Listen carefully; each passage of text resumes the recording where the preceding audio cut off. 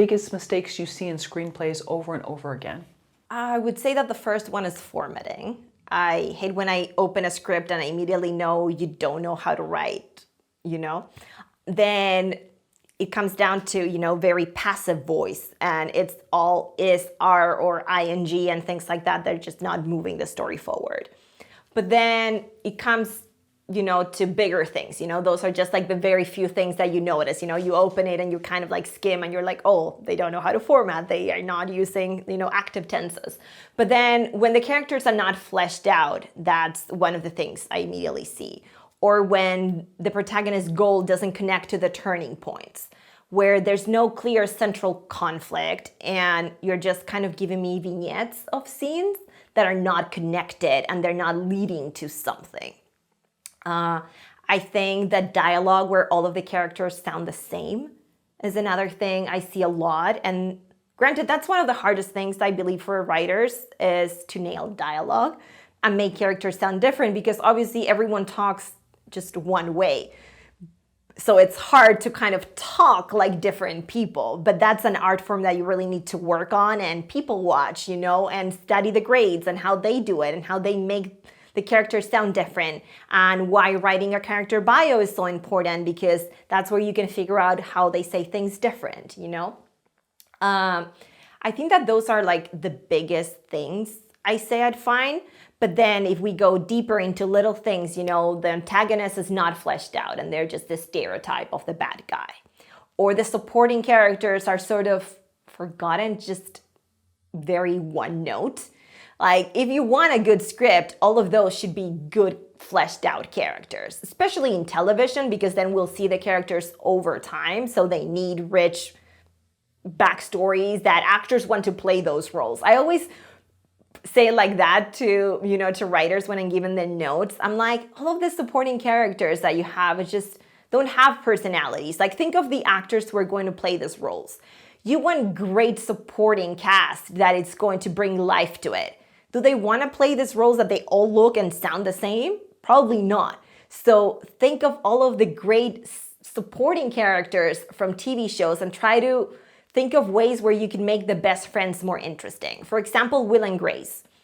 That show is a great example of making the best friends so unique that Jack and Karen could have almost been the protagonist of that show, because a lot of the times they overshadowed Will and Grace, because Jack and Karen were just so unique, so layered, so amazingly funny in their own way, that I think they even make that joke one time themselves, that they could have their own show, which was like the meta joke that they were making in the show, because they were layered, they were interesting, they weren't just the typical best friend that's just like a sounding board for the two protagonists, They're rich, they are unique, and that's what we want to see in scripts, and one of the things that writers tend to forget about when they're writing.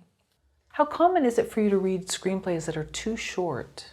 I think that most of the times writers have the opposite problem and they're just way too long, especially nowadays, where I think producers obviously are trying to cut the budgets more. So I tend to tell writers, you're overwriting and your story could be told in 90 pages and not 120.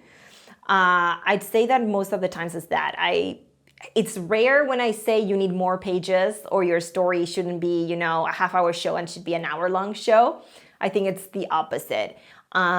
Especially, for example, if you're writing an animated movie that is aimed for kids, you want to target, 90 pages, not 125, because no kid's gonna sit there for that long and animation gets expensive. But I think that when a story is too short, which does happen every now and then, is because they haven't really fleshed out the story enough. Because you kind of have the expectations in a feature, that they're going to reach the arc and the goal, that changed towards the end. So you haven't fleshed that out, then that's when your story kind of like gets cut, or there's no subplots that you were adding. You just focus on your protagonist and you forgot about your supporting cast. I think that that's another thing that's very common.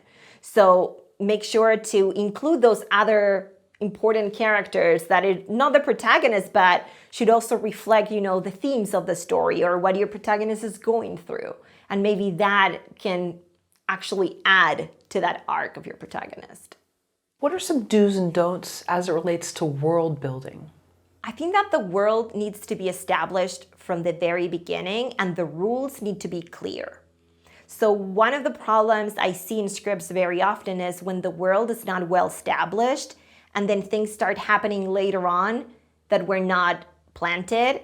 So when we see them happen, we are kind of taken out of the world of the story. So for example, if a magical occurrence happens, then the world needs to be set up in a way where we know magic could happen. Even if we don't see, a fairy right away, but we know that there's something that could happen. Or when the world sort of doesn't establish the rules in magical sci-fi stories, or where the rules keep changing or are not clear enough. I hate when I'm reading, horror, and then it's not established exactly how things could work and what would happen if something doesn't work that way. So you need to pay attention to that. And then, the world also needs to stay sort of consistent. The same thing with genre and tone. I hate when those switch or shift halfway through the story. When you're writing a romantic comedy in Act 1 and then it turns into a thriller in Act 2, you're completely taken out of the world of the story because it just doesn't add up. Or, things like that where just the world is not adding up because things don't make sense in what you established in Act 1. So Act 1 is really where all of this should be established, mostly in the first half of Act 1, which is called, in my opinion, like the ordinary world, that then gets disrupted by the inciting incident. That ordinary world is where you established all of the rules of the world of your story, where you establish how your protagonist relates to that world, relates to the characters, what the rules are, what we could expect to happen in this world. That's why a lot of times horror movies start with this little sort of teaser snippet at the beginning, where they set up, like the mythology of it all, So things like that. And then they start, we set something up. Or with shows, like Lost, where this world of the island happens and then several episodes later, things start happening. Lost, actually, for me, it kind of like threw me off when in season 1, kind of like the bear appeared in episode 8 or 9 or something like that. I don't remember exactly what episode, but like the show turned a little more fantastical and that wasn't set up in the first handful of episodes. And that kind of threw me off because I was not expecting that. And I was like, oh, you're changing the rules on me so late into the show that I can't connect with it anymore. So you need to be careful with how you set things up, or then your reader or viewer might be turned off from that world. So if there's magic or any kind of underworld or a crossing over, mediumship or whatever, it should be established right away so that we're not surprised by it. Exactly. The mythology, all of that kind of needs to be there so we know.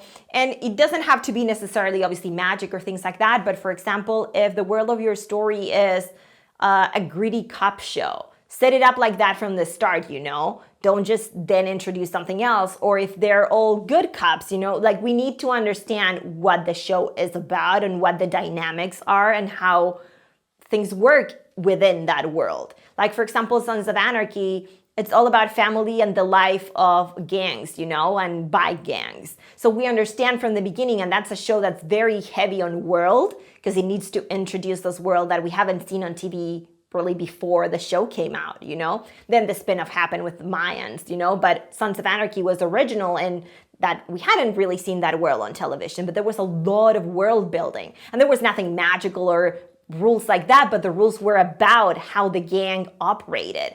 And those rules were established from the very beginning.